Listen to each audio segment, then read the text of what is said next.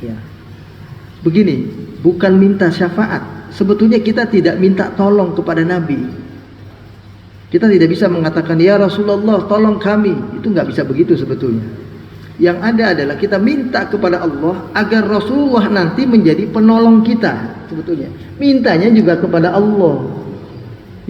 Ya Allah, ya, Engkau telah memilih hambamu yang terbaik menjadi Sayyidul Anbiya wal Mursalin, menjadi penghulunya, pemimpinnya para nabi, para rasul. Ya Allah, aku tahu aku begitu banyak kesalahan dan dosaku. Aku mohon kepadamu ya Allah agar beliau nanti, karena aku mencintainya selama ini, aku sering berselawat kepada beliau, jadikanlah dia yang memberikan syafaat kepadaku. Adapun pemberi syafaat selain Allah itu bisa dan terjadi, boleh. Bahkan nanti itu biasanya di bulan puasa ini hadis ini dibaca. Itu nanti Al-Quran dan puasa itu menjadi pemberi syafaat buat kita. Karena kata puasa di hari kiamat nanti puasa itu akan bilang begini. Ini kalau puasa diibaratkan satu benda gitu, satu makhluk. Dia bilang, ya Rabbi, wahai Tuhanku, ya, mana'tuhu ya, minal akal wasyurb, ya. Aku menahan hambaku ini, aku menahan hambamu ini, maksudnya hamba Allah, kata si puasa, aku menahan hambamu ini dari rasa lapar dan hausnya. Dia menahan diri, tidak makan, tidak minum, ya, tidak melakukan apa yang aku inginkan ini, kata si puasa, kecuali dengan izinmu ya Allah, kecuali karena engkau dia melakukan itu.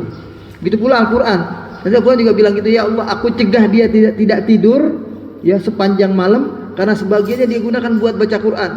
Dia baca Quran di waktu sholat malam. Aku cegah dia, maka izinkan aku. Ya, dia minta izinkan aku, kata Al-Quran, kata puasa, agar bisa menolong hambamu ini di hari kiamat ini, agar dia selamat dari siksamu. Itu begitu. Jadi nanti Al-Quran dan puasa bisa menjadi pemberi syafaat. Kita kalau melakukan kebiasaan, misalnya kita udah biasa ke masjid ini, Baitur Rahman misalnya setiap hari, nanti bukan tidak mungkin masjid ini menjadi saksi di hari kiamat akan memberikan syafaat kepada kita. Ya Allah, si fulan ini setiap waktu kalau gak ada halangan betul kegiatannya, dia selalu ke masjid. Maka tolonglah ya Allah hambamu ini masuk ke dalam surga. Masjid ini jadi pemberi syafaat. Itu gitu, bisa. Tanpa kita minta. Kita sering membiasakan diri, katakanlah ada mungkin pakaian kita, ada mungkin Al-Quran kita yang sudah kita jadikan milik kita sendiri, kita baca. Itu nanti akan menjadi pemberi syafaat tanpa kita minta padanya. Itu begitu. Jadi pemberi syafaat selain Allah, selain Rasulullah itu ada, bisa, ya. Dan minta kepada Rasulullah pun bukan berarti minta kepada beliau, tapi mintanya kepada Allah dengan membiasakan melakukan hal-hal yang beliau sukai.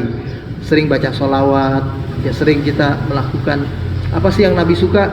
Kalau misalnya berpakaian, Nabi suka pakaian putih, suka pakaian hijau. Nah, kita pengen warna putih, warna hijau, karena itu yang Nabi suka misalnya. Apa sih yang Nabi suka? Nabi misalnya kalau ke masjid melangkah kaki kanan, baca doa Allahumma ftahli abwaaba rahmatik. Keluar kaki kiri membaca Allahumma inni as'aluka min fadlik misalnya, ya. Atau kalau nggak nengok aja itu ke situ tuh. Mau keluar nengok ke situ, mau masuk masjid nengok yang atas lagi, kan ada bacanya di depan. Ya, mau masuk ada bacaan di depan, kalau nggak hafal nengok aja itu. Itu kalau sudah di kebiasaan, jangan-jangan nanti bacaan itu nanti di hari kiamat akan jadi saksi. Nah, yang ingin saya sampaikan sebetulnya tambahan ini sedikit, Pak. Itu adalah kenapa di rumah-rumah orang kan suka ada ditulis ayat kursi, Pak, banyak. Pertanyaannya, apakah cukup menulis ayat kursi di rumah itu? Ya. Kalau niatnya sebagai jimat itu malah jadi dosa. Karena ayat kursi nggak boleh jadi jimat. Tapi kalau kita dengan adanya hiasan di rumah kita ayat kursi, lalu membuat kita